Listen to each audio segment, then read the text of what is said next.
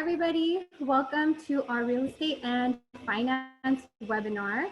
Thank you so much for taking time out of your Thursday night to join us. We're very excited to have you guys here.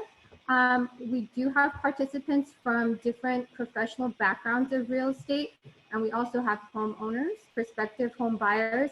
So there'll be a variety of information for everyone here. The chat is open for comments, questions, or any clarifications, and we will answer those at the end of our webinar here. I want to go ahead and introduce our presenter for today, Aray Petrosian. He has been in the financial realm for 8 to 9 years. He's one of the youngest directors we have in our firm.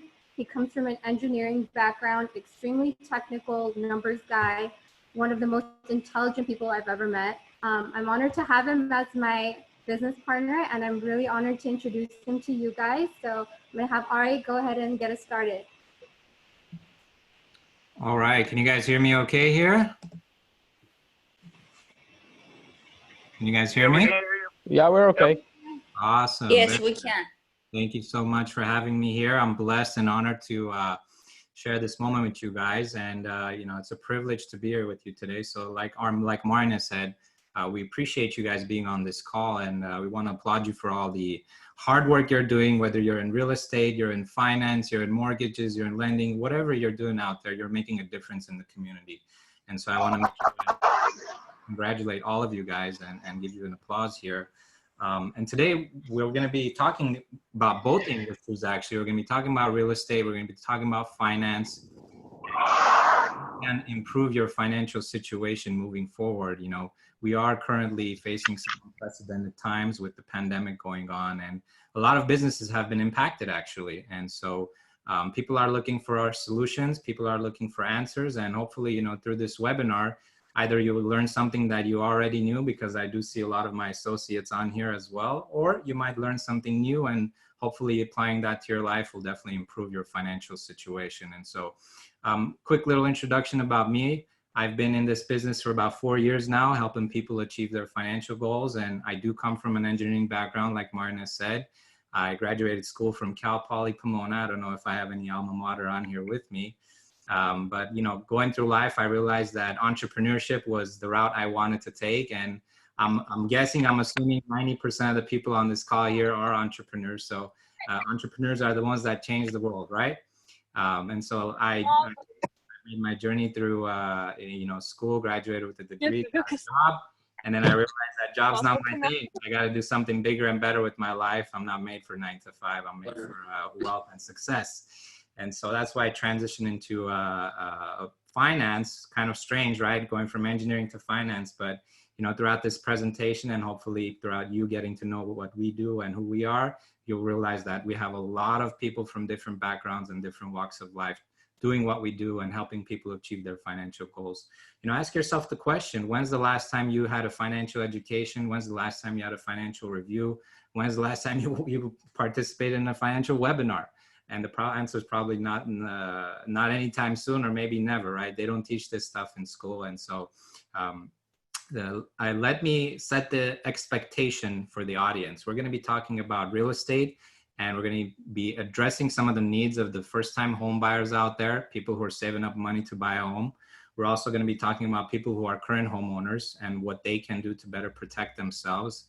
And we're also going to be talking about investors and people who have rental income properties and how they can maximize their cash flows and reduce their taxes. And then finally, we'll talk about, you know, agents, brokers, and lenders, people in that side of business who can partner with us, who can refer us clients, and we can refer them clients. And together we can make a bigger impact in the community. So let's get started. You know, I want to, before I jump in and talk about all these strategies and concepts that we're going to be covering, let me introduce you to the company that I'm part of. Of course, when you're dealing with people and you want to understand and make sure that the companies and the people that you're dealing with are credible and they have strength and backing. And, you know, I've been blessed for the last 4 years to be part of a company called World Financial Group here. And let me open up the next slides and we'll walk right through it. So who is World Financial Group? World Financial Group is part of the Aegon family of companies.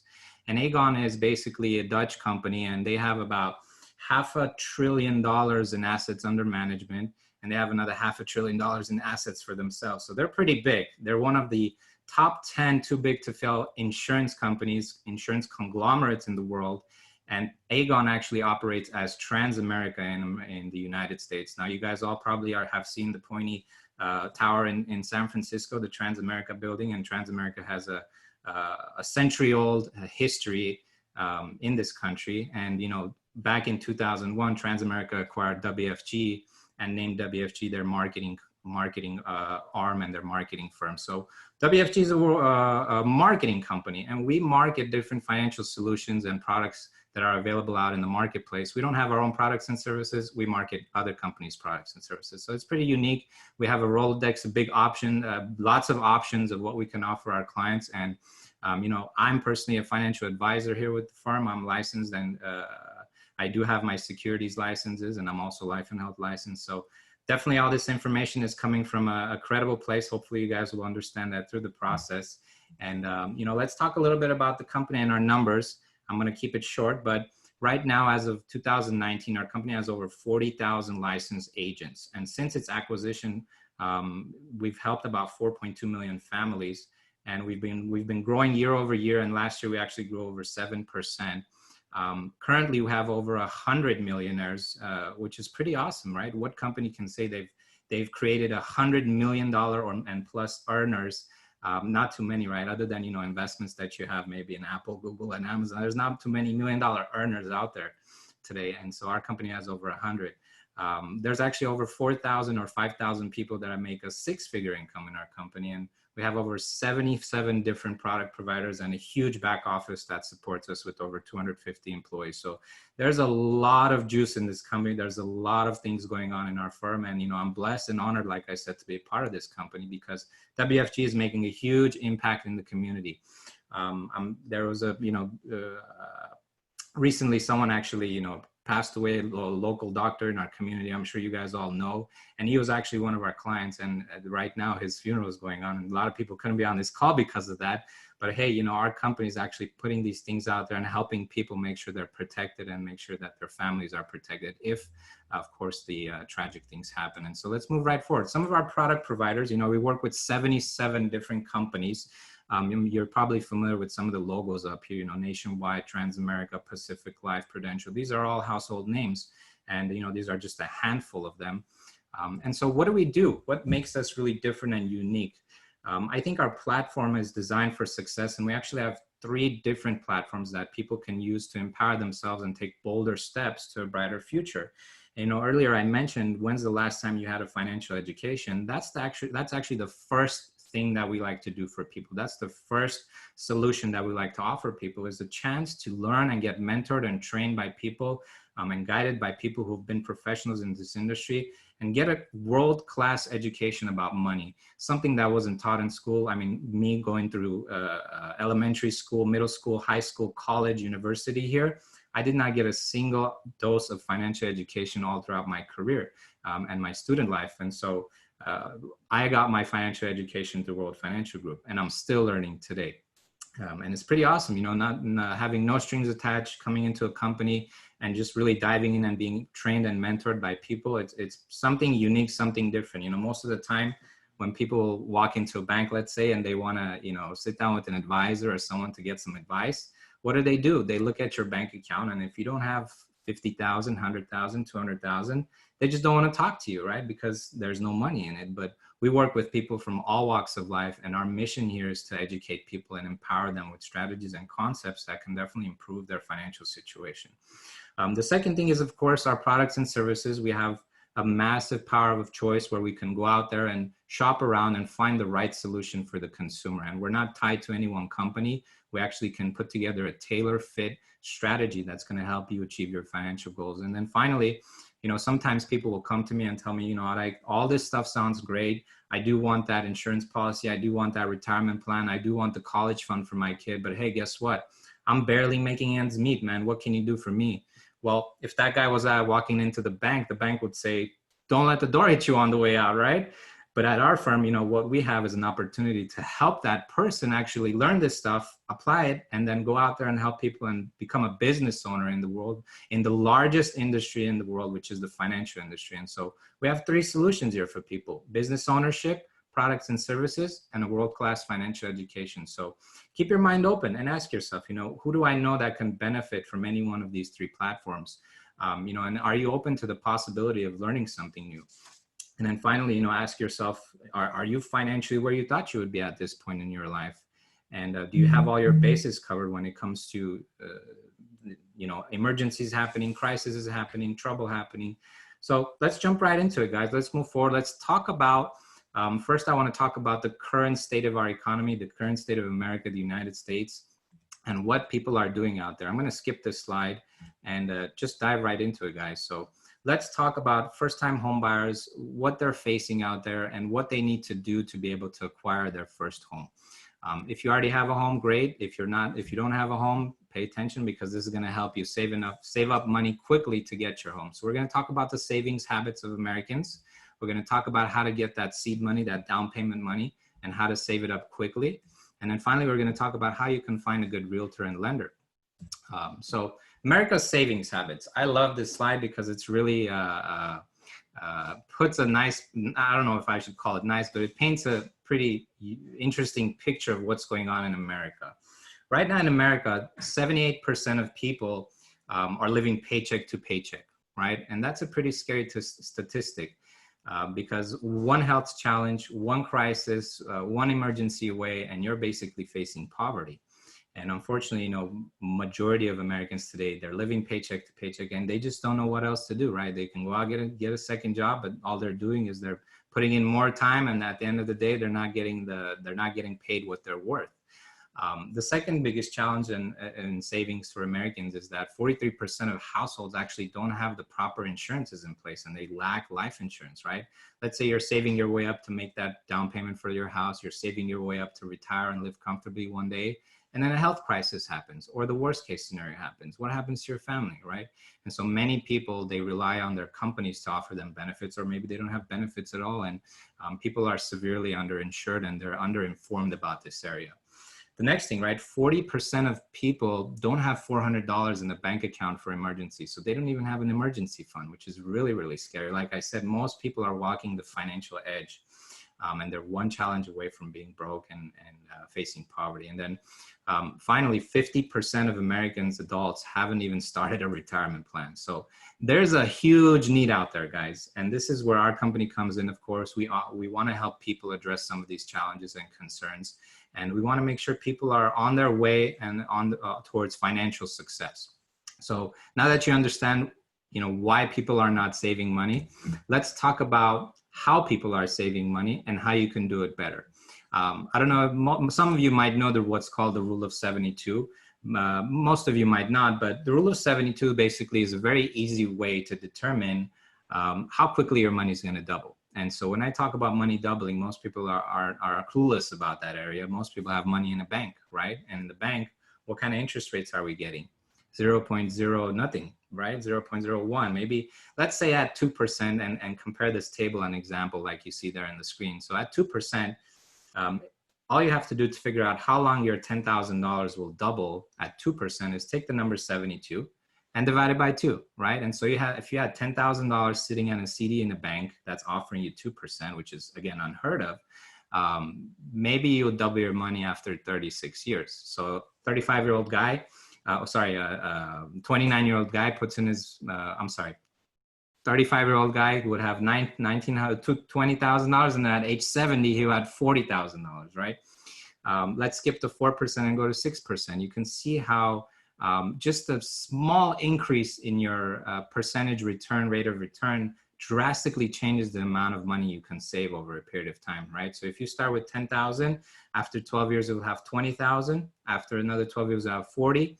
And by the time you have, at 36, you have 80 compared to the guy at 2%, he only has 20. So you have 4 times the amount of money just because you're getting a 6% rate of return. And guess what? Our company has products that can get you all the way up to 15% return potentially. So there's a lot of things out there that people don't know. And unfortunately, the bank isn't offering people the advice. The average American Joe and Josephine are not getting the financial help they need. And they don't know where to go and get 6, 8, 10, 15% rate of return on their money.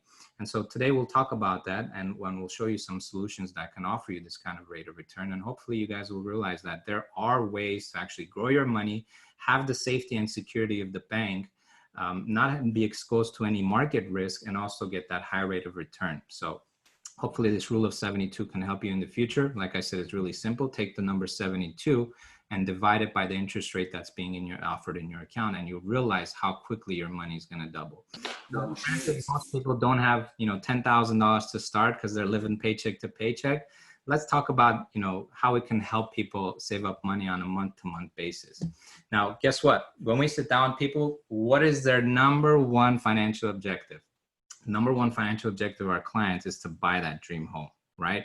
And so the way we figure this out is very simple. When we sit down with people, we don't offer them a product. We talk about their goals, and then we do what's called a financial needs analysis. Just like you go to the doctor and you sit down with the doctor and say, hey doc, my heart's hurting, my back's hurting, something's hurting. The doctor doesn't just prescribe you the medication. He does a full analysis on you and then finds the right solution for you as far as the medication goes. So we're not physicians, we're money doctors. And that's the same way we approach the challenges of people and their goals. We do what's called a financial needs analysis, and we do it complimentary. A lot of places will charge for it. We do it complimentary. This is something that you can talk to your clients about.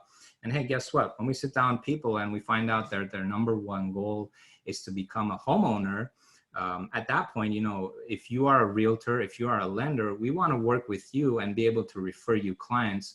And in turn, of course, we would love to have clients be referred to us. And so if you're a realtor on this call, if you're a lender on this call, pay attention, because we want to make sure that those of you who are, of course, interested, we want to develop a referral-based relationship with you so that you can make money and you can help us make money, and then we can now all make a difference out in the community as well. So moving forward, current homeowners, right? Let's say you had that money saved up and you do have that down payment money, and you went ahead and bought this home, right? What do most people do when they buy a home? First, they get the keys and they throw a big fat barbecue party, and they forget about everything else, right? And so, it's not the realtor's fault, it's not the lender's fault, but I think what happens a lot of times is that the home buying process kind of is left unfinished. It's great to get that home, it's great to get the keys to your dream house, but a lot of times what people do is forget to protect their assets, forget to protect their income, so that home never leaves that family ever again. And so let's talk about this, and let's talk about the needs of current homeowners. Let's talk about how we are helping protect their income and their family. We're also going to talk about, how we're protecting the home and the investment itself. And then finally, we'll talk about where you should go to find your insurance agent, someone who you can trust, and where you should go to find maybe an attorney that you can trust. And we'll talk about where those two individuals come into play after you purchase your home. So let's jump right into it. Let's say, protecting your income and family. We have a scenario here for a 35-year-old healthy male. You might be a different age group, you might be a different gender, but just keep your mind open as I give you this example, because, I'm using, I guess, myself as an example. I'm not 35, I'm 30, but this is pretty close. And so recently purchased a home for $500,000, put 10% down, and his monthly payment is right around $2,000, maybe $2,500 bucks. Right? So what happens when people purchase a home? They take on a massive liability, true. They got a mortgage to pay, they got a family to feed, and they want to keep the roof over the family's head. And so, God forbid something happens to that person's ability to work, guess what? He's going to need a disability insurance policy. And so if you're a realtor, if you're a professional that doesn't have an employer, you most likely don't have this policy in place. So it might make sense for someone who's an entrepreneur to have some sort of disability income in case something happens, right? Next, of course, you want to have life insurance. Of course, if something like that happens, the worst case scenario, you want to have enough money to pay off your mortgage so that your family doesn't have to sell the home if they can't afford it, right? And then finally, we'll talk about some unique solutions where we can combine many benefits into one plan and offer something called a living benefit policy that has life insurance, has living benefits, and also has disability all under one policy. And then we'll finally talk about some long-term care stuff. So let's dive right into it, guys. I want to show you a little quick comparison here of different coverages. The first column you're looking at here is a long-term disability insurance for a 35-year-old man. And if he's paying his monthly premiums of $158, guess what? He has a benefit of $3,600 a month payable until he's 67 years old. So this is a long-term disability policy. It's actually quite affordable. I mean, protecting your income for $150 a month is very affordable in my opinion. But guess what? We can actually pair two products under one umbrella, and I'll get to that in a second. But let's say somebody doesn't want to do that. They just want a regular insurance policy for $500,000 to cover them for the lifespan of that mortgage. A 30-year term life insurance through one of our providers, you could get away with as little as $37 a month.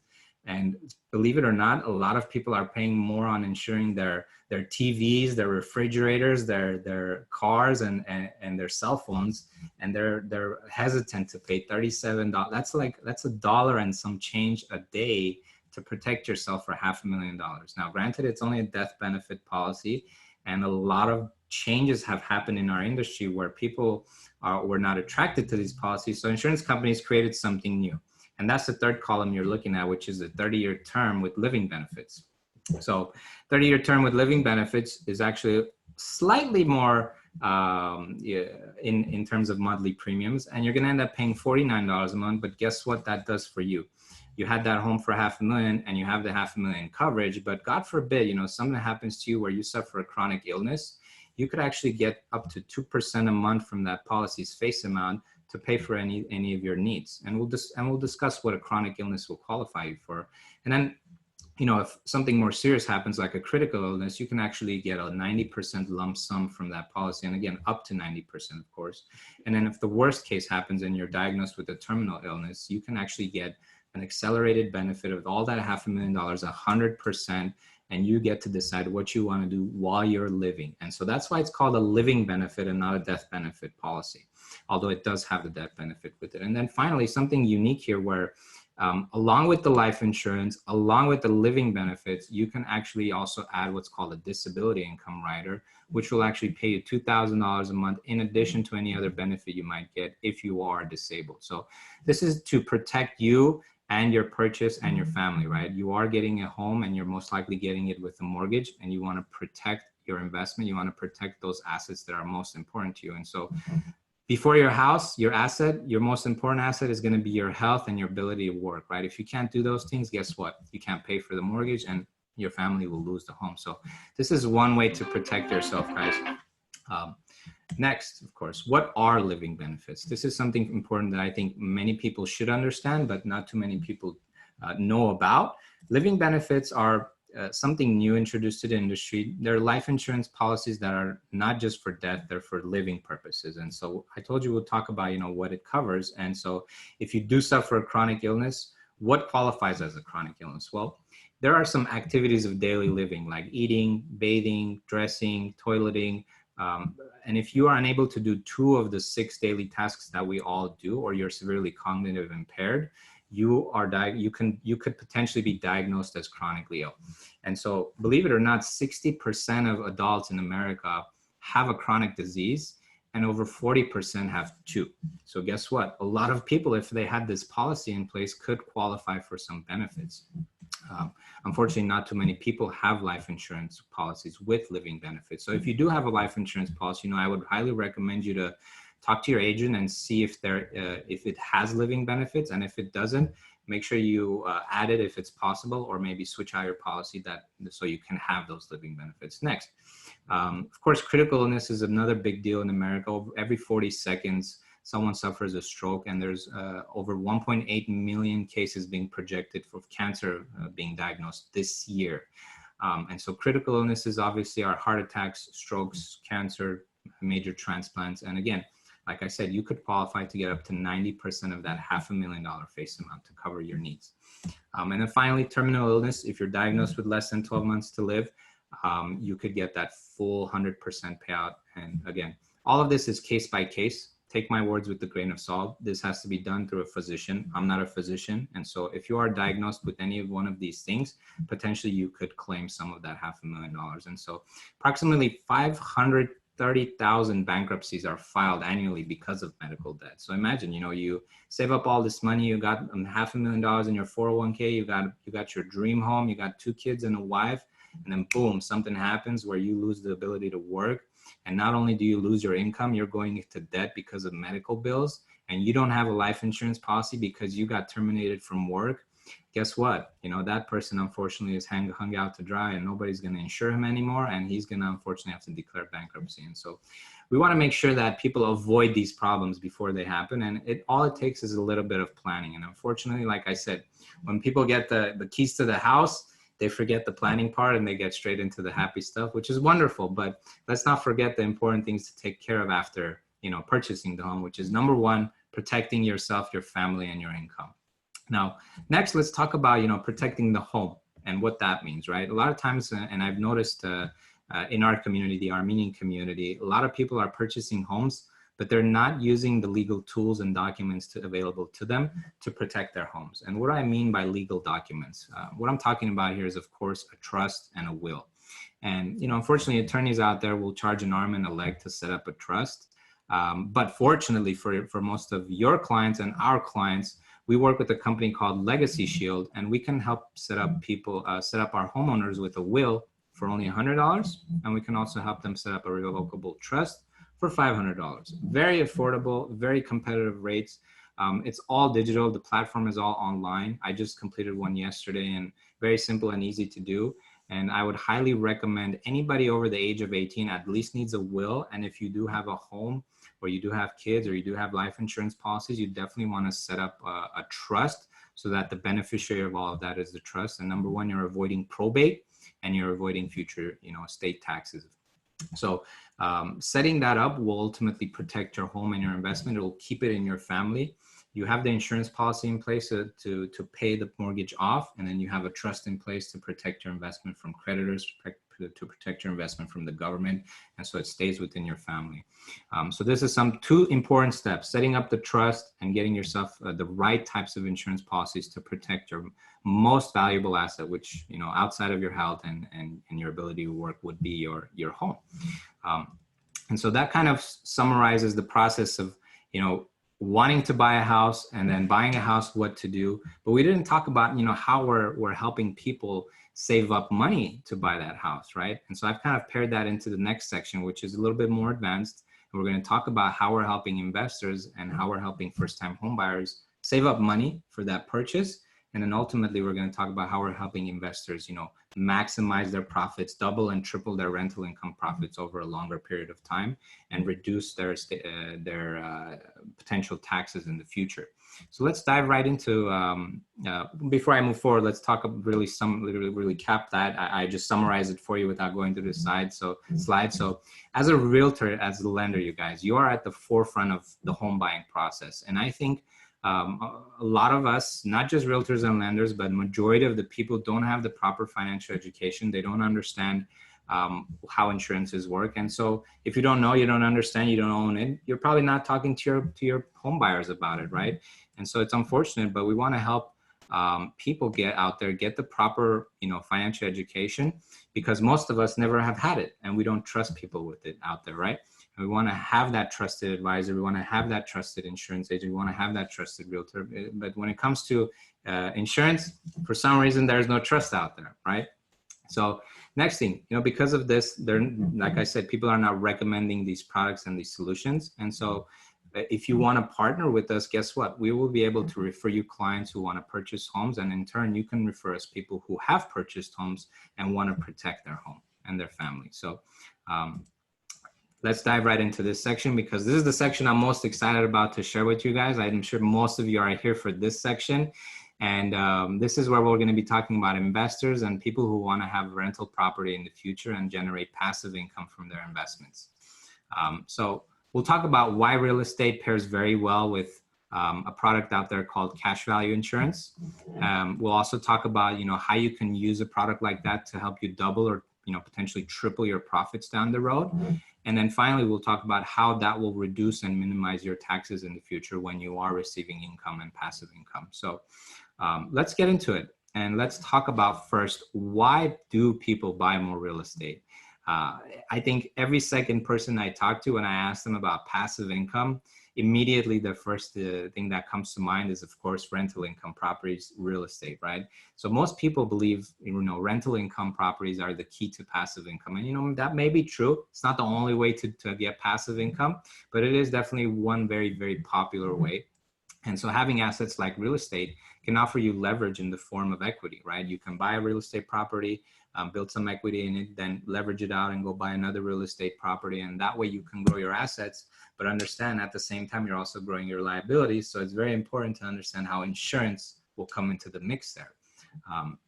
Next, of course, having a rental property is great to supplement your retirement income. And then, of course, the goal for all of this, and I hope for all of you, is to one day be financially independent and free, right? And so that's why I believe most people are interested in buying real estate and generating, passive income from that rental income they're getting. So let's talk about that. Let's talk about how all of that falls into place with what we're doing and how we can help people first save up money to buy that property, and then how we're using an insurance policy to maximize those savings and maximize the cash flow coming in from that property. So the scenario we're going to be discussing is, again, the same scenario. It's going to be for a 35-year-old healthy male who's earning $60,000 a year, and he's recently purchased the same $500,000 house, put 10% down. His monthly premium is going to be $2,400 a month or $2,500 a month, and then his property is being rented out for, I made a typo there. It's not $3,500, $3,000, and generating a passive income for $500 a month. I reduced the numbers because when I talked to some of my realtor friends, they told me those aren't realistic numbers. There's no way you're getting a 20% cap rate. If you're lucky, you'll get 7, 8, 9, maybe 10.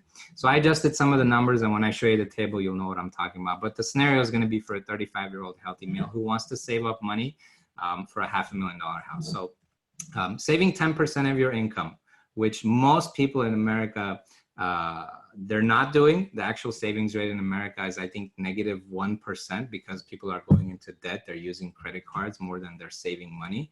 But hey, if you're a smart guy, if you're a smart lady, and you understand that you need to at least save 10% of your income, guess what? After 10 years, you'll have that money saved up. True? And so by age 45, this gentleman will have the necessary funds to purchase his, investment property. And, it doesn't have to be in 10 years. If you save 20% of your income, you can do it in 5 years, right? And if you're using an interest-bearing account, you can do it in less time, like I'll show you in the next slide here. And so guess what? Let's discuss where people are saving their money and how that ultimately can impact the end result. So we're going to talk about two things here. And don't jump ahead. Don't get into the reading. Let me read it with you, and we'll kind of discuss this as I go through this. But this slide, I'm calling it Become Your Own Bank. Why? Because most of the time, people are using a bank account. They're using a mortgage. They're using a bank to fund their purchases, right? Not too many people have $500,000 in cash to go out there and just make a purchase of property. So first thing that has to happen is someone has to save up money in a bank account. Unfortunately, most people, they don't know anywhere else to go and save money. Or maybe they're doing it in a company retirement plan that just locks the money away and you can't really use it until 60. And I know there are some exceptions for first-time home buyers, but we're talking about investment property here. And so the savings habit that's going to be needed for somebody, like I said, to buy this house, I'm using a 10-year, $500 a month example. And so everything is the same. Mortgage amount's the same. Mortgage payment's going to be about $2,415 a month. I really put a specific number in there because I went in there and I went on the internet, figured out mortgage rates, all that good stuff. Cap rate of 10% is a little high, I understand. A lot of people told me, but just for this example's purpose, I want to keep the numbers kind of round and flat so that, it looks normal and it's not all crazy. But we're going to be generating a rental income of $2,915, leaving us with a positive cash flow of $500 a month. Right? And so annually, you're going to have a profit of $6,000 a month. So what would the smart person do? What would the not so smart person do? I think the smart person would take that $500 and pay it as an extra payment every month on his mortgage to pay his mortgage down faster, right? Because the sooner you pay your mortgage down, the sooner you're getting that full $2,900 a month as a passive income. True? And so after 21 years, guess what? If you're paying that extra $500 a month to your 30-year mortgage, you're going to end up paying your mortgage in actually 21 years. And you're going to have about $1.6 million cash in the bank after 40 years. When you hit 75, you're in your retirement years. you have about $1.6 million in a nest egg. And if you decide that, you want to just live off the interest of that nest egg, guess what? After taxes, you're getting a nice $80,000 a month in retirement, which is not bad. You got the cash flow coming in from the house, $2,000-$3,000 a month. You got about $80,000 a year. About it's about $7,000, $6,000 a month coming in from your that cash that you've just put in an interest-bearing account and you're living off of. And so, guess what? After 40 years, you have 1.6 million cash, and you have 80,000 a year, and you're getting 3,000 a month from your rental income property. Not a bad deal. Now, let's look at how that would compare if instead of using a bank account, we're going to be using an insurance policy to do the same thing. So take out the bank, put in an insurance policy. Now you're probably wondering, how is that even possible? What are you talking about? I don't even know if what is this whole putting money in an insurance policy? So guess what?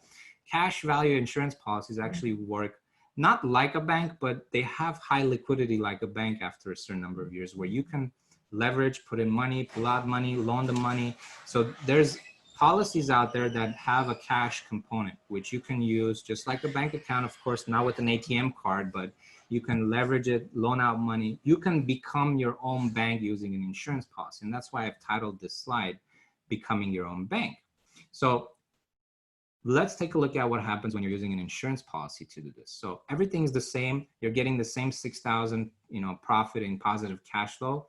And so instead of putting that $500 a month towards your mortgage every month extra, you're going to put that extra $500 in a month back into the policy that helped you save up that money. And yes, by the way, we do help clients and people build savings and build cash in an insurance policy that they can later on in life use after 10 years, of course, use to put it down on the house and buy the house of their buy the home of their dreams. And so the next slide, I'll actually show you an illustration of an insurance policy and break it down for you what that looks like. But I've really just summarized it in the table here. So guess what? After putting that extra $500 a month back into the insurance policy, you could potentially pay off that mortgage in 17 years versus 21 years. And so I'll explain to you in the next slide how that works. But after 40 years, you have now $2 million in the bank because you paid off your mortgage 4 years sooner. And guess what? Because you put that extra $500 a month back into the insurance policy where the money came from, now your insurance policy actually has $850,000 in cash value that's also available to you. And so if you want to live off the interest of all of that, guess what? You're getting $200,000 a month compared to the guy who's using a bank getting only $80,000 a year, not a month, I'm sorry, a year. So I probably lost you in all the numbers, but let's kind of look at the next slide and so it all makes sense and you understand what I'm talking about here. So here I'm showing you what's called an index universal life policy illustration. There are many different types of cash value insurance policies out there, but the one I'm talking to you about is called an index universal life policy. I won't mention the specific carrier, but what you're looking at here in the first 10 years, this is where the 35-year-old gentleman is saving that 10% of his income into. As you can see here, the first 10 years, he's putting in $6,000 a year of premiums for 10 years, right? And so if you look at the column here where it says accumulated value, by the time this guy gets to 45, he has $67,000 that he can borrow out of the policy. And why do I say borrow? Because the way insurance policies work is very unique. You have actually two ways of taking money out of your cash value policy. You can withdraw the funds outright, or you can do what's called a borrow. And when you borrow money, guess what? That $50,000 that this 35-year-old gentleman took, well, he's 45 now, that $50,000 that he took out of the policy, that money really doesn't come out of the policy. It stays in the policy and continues to earn compound interest. And so look at what happens, right?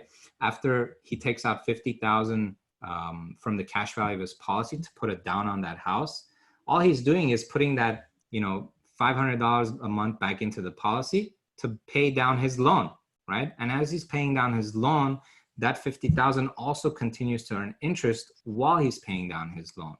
And so by the time he reaches age 54, he has $130,000 cash value in this policy. And by the time he reaches the 27-year here mark, he will have enough money to withdraw again and pay off his mortgage in full. So that's how he can, pay off his mortgage have a life insurance policy at the end of the day, right? Because when you're comparing it to the bank, the guy who's saving money in the bank, who's using a bank account, he doesn't have a life insurance policy. He has no death benefit, right? But the guy who's using an insurance policy not only doesn't have the cash and the bank after 40 years, he also has a cash value in his insurance policy after 40 years. He has a $932,000 death benefit. If you wanted to just live off the interest, guess what? When the guy is living off interest from his bank account, he's getting charged 30% tax, right? And what do you guys think? Taxes are going up or down in the future? Me personally, I think taxes are going to go up in the future because the government is really, really terrible with money. Right now, we're in historically low tax rates. And so it would be nice to have a plan where you get to pay zero in taxes when you decide to distribute this money. And ultimately, that's what really sets this product apart is as you're putting money in and you're taking it out, the entire amount that you get to distribute as a loan, it is not taxable, guys. And so in the future, when you do have that, $1 million sitting in your insurance policy, you could potentially take it out all tax-free. And this is really what sets apart using an insurance policy to fund purchases like this. And I know quite a few investors who I've been working with that are using this strategy. And hopefully, if you aren't an investor and you're a new prospective home buyer and you haven't started saving up money, this might be a way for you to save up money and use an insurance policy to create a down payment for your home. And also if you are an investor, this might be a way for you to create more leverage and equity so that you can buy more real estate more quickly, more fast. So I know you guys will probably have plenty of questions for me. And, I want to end it with a few words here. So what does this mean for you as an agent, as a broker, as a lender, or as another professional? So first of all, it would be tough for you to talk to your clients if you are an agent or you are a broker or lender. It would be hard to talk to your clients if you haven't seen the process, if you don't know, if you don't own the things that you're talking about, if you don't believe in the things that you're talking about, it's going to be hard to recommend some of these solutions to your clients. So as a professional, I would probably recommend that you talk to the person who invited you on the Zoom call and maybe ask them if you can sit down with them and do what's called a financial needs analysis so that you can take care of your own financial situation. The next thing, if you're a professional in the real estate industry, we're looking for reliable people and we want to develop referral partner relationships with these people and want to develop a relationship of trust and a two-way street where we can refer you clients and you can refer us clients. And then finally, we want to add value to these clients. And so this will ultimately help you stand out from the crowd, right? If you're talking to a prospective home buyer and you're giving them all these extra little nuggets and advice on what they should do after they purchase the home, most likely that person is going to want to buy from you versus the other agent. And then a lot of people that are working, a lot of my colleagues right now are in our business. They're actually, in a dual career where they are doing real estate and they're also doing financial services. And we actually have a gentleman on the call. I asked him to be on here with us today, and his name is Eddie Sepanian, also a WFG associate, also a licensed agent. And if he's on the call, I'd like for him to share a few words about his experience with our company and how all of this has helped him and what he's doing and how he's doing real estate and what his experiences have been like. Eddie, can you hear us? Yes, of course. I can hear it, Arik. Amazing, Arik. It was a wonderful presentation. I was not expecting this, but you did a really, really good job. Fantastic. Hi, everyone. My name is Eddie Sepanian. As a matter of fact, I'm a real estate agent. I'm a realtor part-time, but what happened a few years ago, I was introduced to this company, Wealth Financial Group, and really changed my perspective of having two different businesses in one, and I can help both my clients as far as financial and real estate and real estate. So what intrigued me into this business, Wealth Financial Group, was a few things. A lot of them, but I wrote down a few things that I wanted to share with you guys. One of them was the free coaching that really intrigued me into this business, because as a real estate, as a realtor, we always say, you know what, you need to, if you want to be a successful realtor, you need to have a coach. So, I got into it. I got into real estate, and I really paid for a lot of money for coaching. And I don't know if some of some of the coaches are good, some are not, but it didn't work for me. So, however, there are three things that it really intrigued me into the business was the override, okay, the passive income and residual income. But in real estate, we always say, you know what, oh, yes, of course, passive income is good, you know, people that are investing, but let's face it, not many people can or afford to have an investment or have a passive income. So with this business that I'm in, I can create a passive income, massive passive income. So without paying any money down or buying investments. So the residual income, as I said, and override income that I don't know if that's possible in real estate. So with that, you know, I came to the business and really love it. And again, I created two different businesses. I basically combined these two and help the client as far as the home buying and protecting their mortgages, and also on the other side, you know, helping other people to secure their finances and grow their business. And as one of the products, as some of the products that we have, so they can have a very good investment in the future. So with this, I really thank you, Arek, to give me the opportunity to talk. I really appreciate it. Thank you very much.